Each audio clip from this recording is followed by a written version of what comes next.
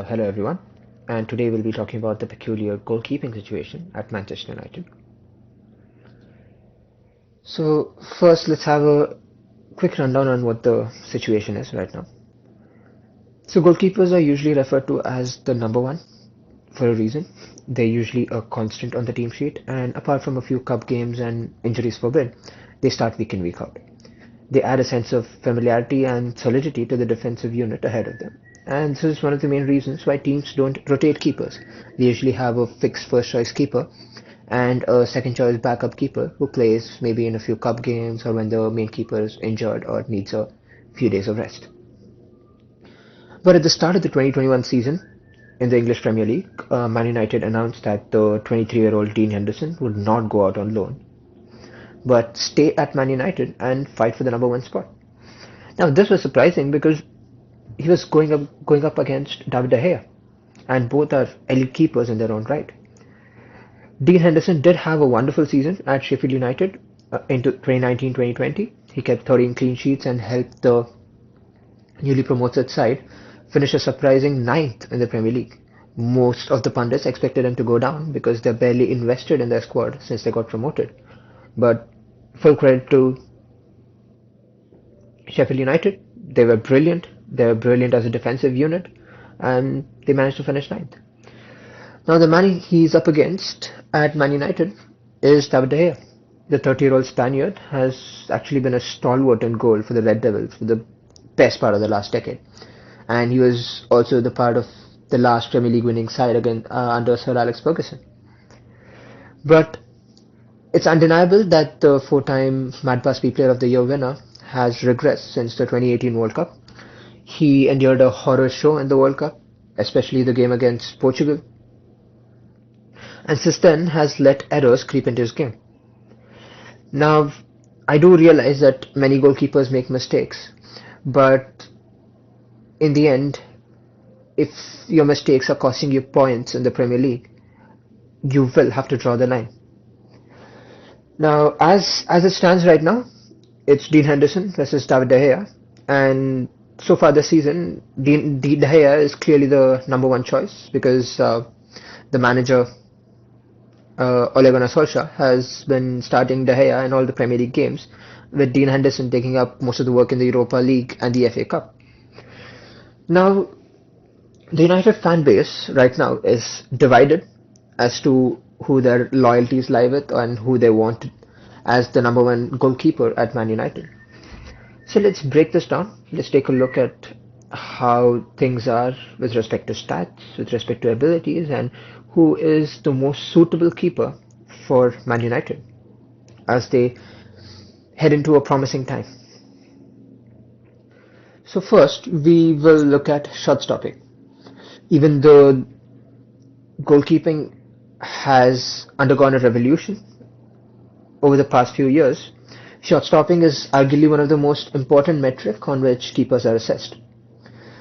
So based on their performance in the 1920 season, let's compare how David De Gea and Dean Henderson have done. Now, one thing to remember is that keepers cannot be compared solely on stats. We need to infer points from the stats and look at the context behind the stats. For example, if Jan Oblak was the goalkeeper at Man United, I'm 100% sure he would have kept far few clean sheets. So clean sheets aren't exactly a good metric of a goalkeeper's ability because the number of clean sheets also depends on how good your defense is. And arguably Atletico Madrid are one of the best defenses in the world and have been for the last 5-6 years, and hence Jan Oblak has an obnoxiously high number of clean sheets. So when it comes to clean sheets, both the keepers had 13 clean sheets last season. De Gea though made 2 more appearances than Dean Henderson. And another important thing to consider here is that United were not a good defensive side last year. United had the ability to leak goals where the defense let good quality chances for the opposition, and if you concede good quality chances, however good your goalkeeper is, you're going to concede goals. So it's not a negative on De Gea, but it's something that he needs to think about. So when we look at things a bit deeper, so De Gea conceded 36 goals, whereas Dean Henderson conceded 33 goals. De Gea made 96 saves, whereas Dean Henderson made 97 saves. Save success is a good metric. De Gea had a save success percentage of 72%, while Dean Henderson's was around 74%. It's a bit of a difference, but nothing significant. Both the keepers faced three penalties. De Gea didn't save a single one of them, but Dean Henderson saved one penalty. So a point to Dean Henderson. Now, with shot stopping out of the way, we can conclude that there isn't a startling difference between Dean Henderson and David De Gea, though we need to probably look at the XG of the shots to compare how good were the shots that Dean Henderson faced and De Gea faced. But going by the fact that Sheffield were a compact defensive unit who used to play five at the back, I am pretty sure that the quality of shots that Dean Henderson faced would be comparable or less dangerous than David De Gea. So now we look at another key metric on which goalkeepers are compared, on how dominant they are in the box. So this includes factors like high claims, how often they come out of their line to punch the ball, how they command their defense. Now this is where we see a clear divide. So if you look at the stats in the 1920 season, Dean Henderson had 16 successful punches, whereas De Gea had just 9. Dean Henderson had 20 successful claims, whereas De Gea had just 10. Dean Henderson had 8 sweeper keeper clearances, De Gea had just 3.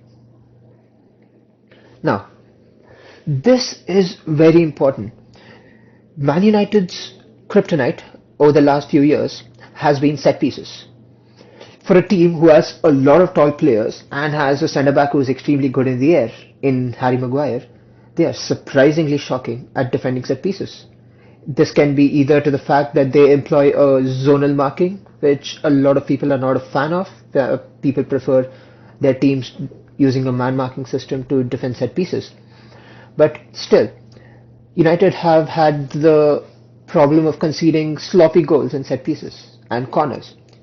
Now, a lot of times this has come down to the fact that David De Gea is very hesitant to come off his line. So he's a brilliant keeper when it comes to one-on-one and goal-saving situations, but when it comes to corners, he's not a very dominant keeper.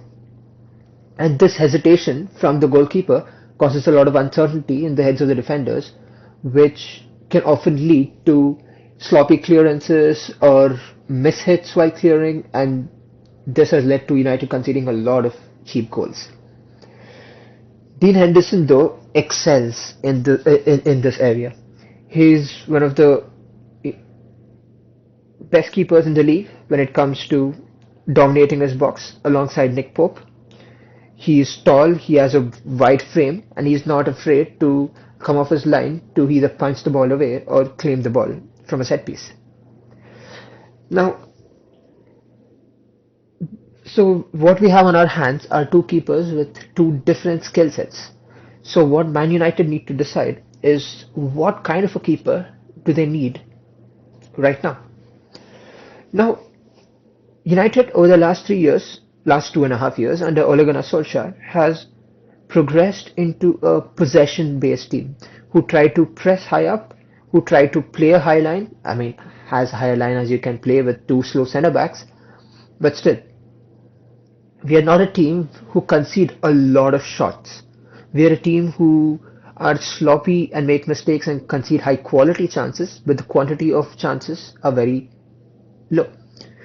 So what this means is that the keeper at Man United is not going to face a lot of shots, but he's going to face a few quality shots, and the other threat to goal is set pieces. So whenever United is defending a set piece, he needs to make sure that he clears the ball away.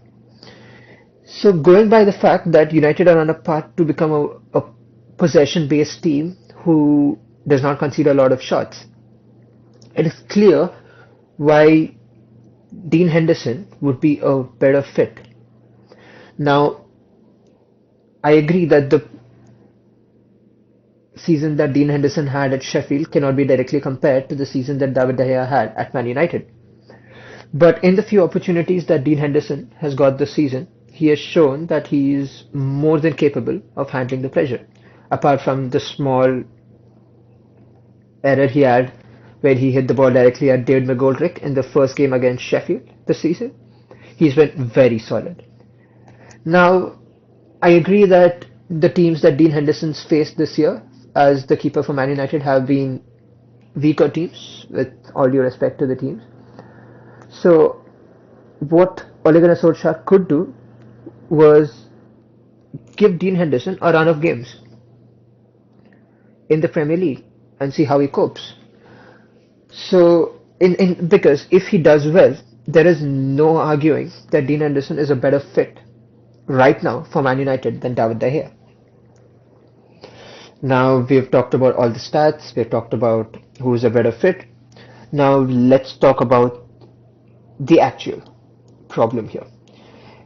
The actual problem here will probably come down to the economics of the choice.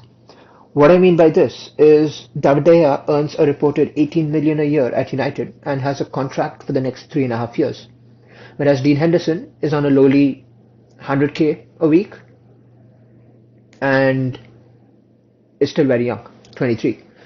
So say you are Ed Woodward, and I know it's a horrible place to be, but and if you're Ed Woodward and you have a choice whether you sell De Gea or you sell Dean Henderson. Now, which would be easier? Hands down, selling Dean Henderson would be easier. Selling De Gea would be difficult because one, will need to attract a good fee for the keeper, which could be a bit of a problem considering that he hasn't been his best for the last year or two. Second, because of his extremely high wages, the number of clubs who can actually afford him are going to be very limited. And if you realistically look at that, Atletico Madrid have Oblak, Real Madrid have Courtois, Barcelona have Ter Stegen, PSG have Keylor Navas, who is very capable.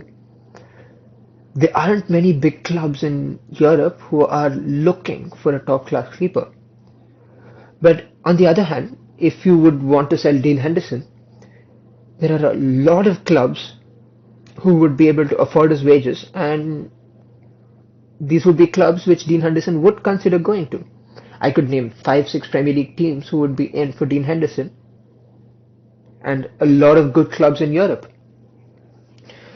So it would be easier to get a fee for Dean Henderson than it would be to get a fee for David De Gea. Now, why this is important is that due to the COVID situation, United, even though they are an economic powerhouse, do not have the spending power they did a couple of years ago. And the squad right now needs a lot of investment, particularly in right wing, CDM to replace the aging Matic, centre back to partner Harry Maguire, and probably a number 9 because honestly Martial is having a horror season. So with these many holes in the starting 11, United would need to invest a lot in this market. And one of the best ways to generate money is to sell players. So United would be ideally looking to sell one of either Dean Henderson or David De Gea. But I do not think it's going to be as easy as people think it's going to be. So I agree that people want Dean Henderson. I agree that Dean Henderson is the better fit, but keeping Dean Henderson and selling De Gea could not be much harder than it's going to get this summer. So what do I think United are going to do? What do I see Woodward and co doing?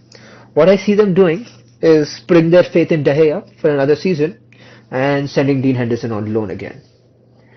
Now, if I were Dean Henderson, I would probably agree to it because considering that he's an academy graduate, I'm sure that it's his dream to be the number 1 at Man United.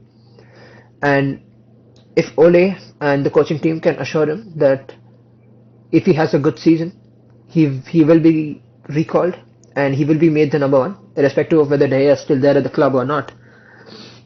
Would or might be enough to convince Dean Henderson to consider another season on loan.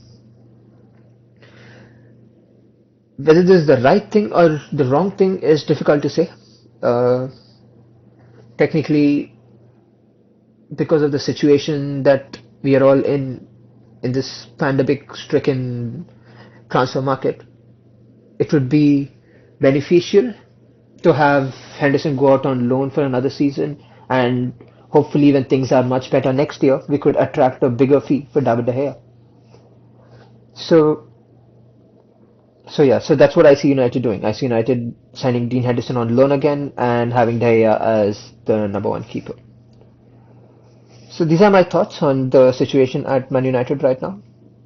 I know it's a bit sketchy, and with De Gea missing a game due to the birth of his kid. Congratulations to David and his partner, by the way. I hope they have a good time, and I hope they're recovering well. But it's caused a lot of doubt as to whether De Gea will return to reclaim his spot. So let's see what happens. Let's see how things play out. But as of things stand right now, I can not see David De Gea being sold in the summer. And if David De Gea is not going to be sold in the summer, he's going to be the number one at Man United this season, next season. So thank you guys for listening. I know the audio was a bit choppy. I'll do my best to improve the microphone next episode. I had a bit of issues with my main microphone, so I was using a backup. So have a great day. Take care, stay safe, and yeah, I'll see you all at the trophy parade next year. Damn, I can't even say that with a straight face. See you all later. Bye bye.